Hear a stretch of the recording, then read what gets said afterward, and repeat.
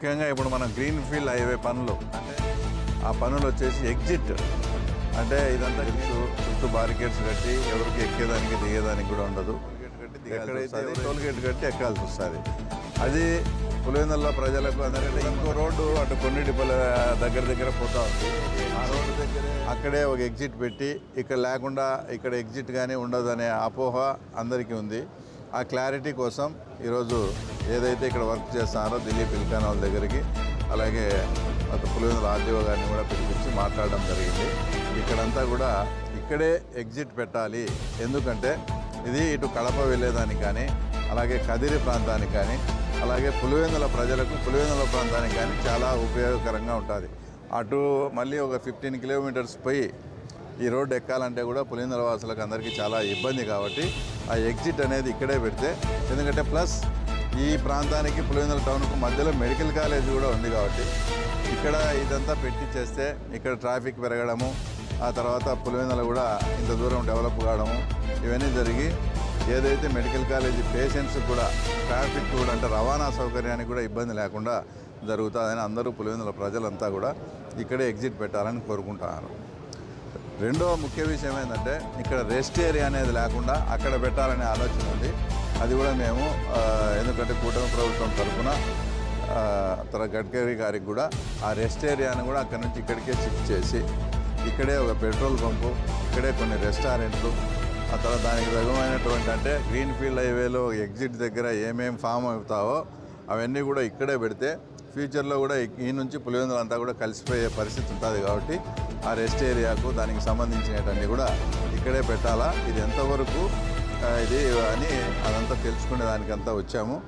Complete కూడా వీళ్ళకు దిలీప్ ఇల్కాన్ వాళ్ళకు 24 కిలోమీటర్స్ అయితే దాదాపు 60% వరకు బీటీ కూడా వేశారు. ఒక నామాలగుండ దగ్గర స్ట్రక్చర్ ఒకటి కంప్లీట్ అయితే తర్వాత వీళ్ళ పని కూడా అయిపోయే విధంగా ఉంది. కాబట్టి మన పులివెందుల ప్రజలు అందరూ కోరుకునేది ఏంటంటే ఇక్కడే ఎగ్జిట్ పెడితే పులివెందుల ప్రజలందరికీ సౌకర్యంగా ఉంటుందనే ఉద్దేశంతో మేము ఇక్కడికి రావడం, వీళ్ళతో మాట్లాడడం, ఎగ్జిట్ కూడా ఇక్కడే కంప్లీట్ చేయాలని.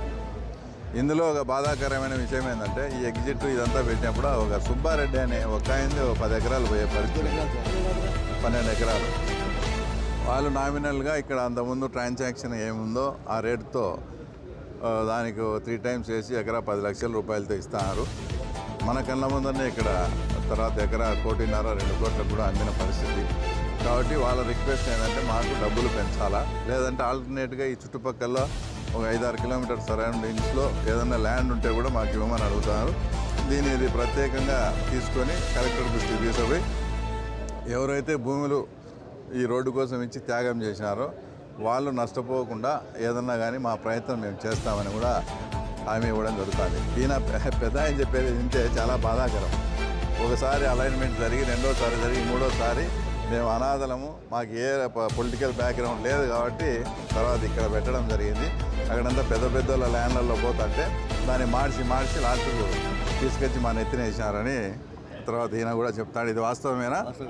పాపం అట్లా ఈయన దానికి బలి అయిపోయినాడు. కాబట్టి ఈయన తరపున కలెక్టర్కు పోయి వీళ్ళ సమస్య విన్నవించి డబ్బు పెంచడమా లేదా ఆల్టర్నేటివ్ రోడ్స్ ఏదైనా ఉంటే వీళ్ళకి న్యాయం జరిగేట్టుగా కూడా మేము ప్రయత్నం చేస్తాం. ఇక్కడ బ్రిడ్జీలో హైట్ తగ్గించారని చెప్పి ఆర్టీఓ కూడా ఇన్స్ట్రక్షన్ ఇచ్చాను. సింగిల్ సీటర్లు కానీ పెద్దలు కానీ హైట్ తగ్గించారు, ట్రాక్టర్లు లోడ్తో పోతే తగ్గుతుందని చెప్పి కంప్లైంట్ ఇచ్చాను. దాని గురించి ట్రాక్టర్లు లోడ్తో పోతే అని కాదమ్మా, ట్రాక్టర్లు నువ్వు పెద్ద లోడ్ వేసుకొని పోయినా కూడా తగలదు. వీళ్ళు చెప్పేది ఏంటంటే జేసీబీ అది హిటాచి పెద్ద మిషన్ ఉంటుంది కదా, ఆ మిషన్లు కూడా పోవాలా అనేది అది ఏదో ఉంది. అప్పుడు దానికి సంబంధించి వీళ్ళతో మాట్లాడినారు. దీంట్లో ప్రధానమైన సమస్య ఏంటంటే ఇప్పుడు ఎన్ఎస్పిఆర్ కన్స్ట్రక్షన్స్ రోడ్డు చేస్తున్నారు. శివప్రకాష్ రెడ్డి అన్న మనందరికీ కావాల్సిన వ్యక్తే, మన ప్రాంతం వ్యక్తే. తుమ్మలపల్లిలో ఆ తర్వాత ఒక చర్చి 1.5 అడుగు కానీ తప్పిస్తే ఆ చర్చికి డ్యామేజ్ కాదు.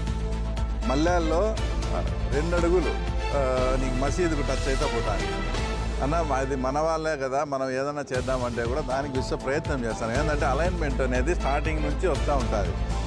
మనం అనుకున్నట్టు నేషనల్ హైవే మార్చి డిజైన్ ఎంత రాంగ్ అయిపోయి చాలా ఇబ్బంది పడే పరిస్థితి ఉంది. కాబట్టి నేను శివప్రకాష్ రెడ్డి విషయంలో ఈ 2 కేసులు ప్రత్యక్షంగా నేనే దగ్గరుండి చేస్తాను. కాబట్టి ఎట్లంటే అట్లా అలైన్మెంట్ మార్చేది అది ఏదైనా ఒకవేళ నిజంగా ప్రజలు పోయి ఎవరన్నా అడిగి చేస్తే ఆ తాత్కాలికంగా మేము చేస్తామని దాటవేసి మళ్ళీ వాళ్ళ పని వాళ్ళు చేస్తారు తప్ప వాళ్ళ గైడ్ లైన్స్ వాళ్ళ హైట్ వాళ్ళ దాని ప్రకారం మనం ఇప్పుడు మార్చమంటే నాకు తెలిసి అది ఎవరు మార్చలేరు. అది చాలా కష్టతరమైన పని కూడా. నిన్న కృష్ణుని టెంపుల్ దగ్గర భూ ఆక్రమణ అని చెప్పి ఒకటి పేపర్కి వచ్చింది దానిపైన. నేను కూడా చూశాను, అది చైర్మన్ గురించి కూడా ఏదో రాశారు. దాంట్లో వాస్తవంగా ఇప్పుడు అది ధ్యాన మందిరం అనేది ఎందుకు పెట్టాల్సి వచ్చి నాకు దగ్గరగా ఉండి నాకు కూడా స్నేహితుడు కాబట్టి చెప్తాను. అది టెంపుల్ మెయింటెనెన్స్కు ప్రతి నెల 60 నుంచి 70 వేల రూపాయలు ఖర్చు అవుతుంది. సొంత డబ్బులు పెట్టుకుంటూ ఉన్నాడు అతను. ఏది దేవస్థానం చైర్మన్గా దాన్ని వదిలిపెట్టలేక, గుడి అయితే పులివెందుల కదా అట్రాక్షనే కదా, ఒక ఐకాన్ మాదిరి కట్టారు. దాన్ని గాలికి వదిలేయకుండా దానికి పూజలు అన్నీ చేసేదానికి పూజారులకు కానీ దానిలో కానీ 60 నుంచి 70 వేలు అవుతా ఉంది.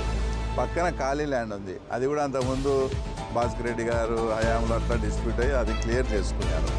క్లియర్ చేసుకొని అక్కడ కానీ ఒక ధ్యాన మందిరం కట్టి దాని ఏదైనా చిన్న చిన్న ఫంక్షన్స్కు వాటికి ఏదైనా ఇస్తే ఆ వచ్చే ఇన్కమ్తో భవిష్యత్తులో ఆ టెంపుల్కు ఆయన ఉన్నా లేకపోయినా నేనున్నే నెలలో నేను పెడతాను, నేను పోయినా కూడా ఏంది పరిస్థితి.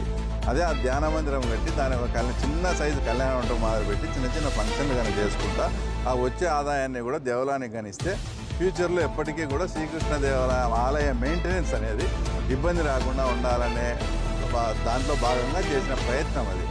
ఏదైనా మనం ఒక అన్యాక్రాంతం అయిపోతా అంటే గవర్నమెంట్ ల్యాండ్ నేను ఆక్రమిస్తాను ఇంకోటి ఆక్రమించాను రాయాలా. ఒక టెంపుల్కి ఒక పవిత్రమైన కార్యక్రమానికి రాసినప్పుడు అట్లా ఎందుకు జరిగిందో తెలియదు. నాకుండే ఇన్ఫర్మేషన్ కూడా ఏంటంటే ఆ స్థలం జర్నలిస్టులకు ఇచ్చేది కాబట్టి దాంట్లో వాడుకున్నారు కాబట్టి ఒక జర్నలిస్టు బాధతో రాసినారన్నారు. అది ఎంతవరకు కరెక్టో మీరు చెప్పాలా. రైట్.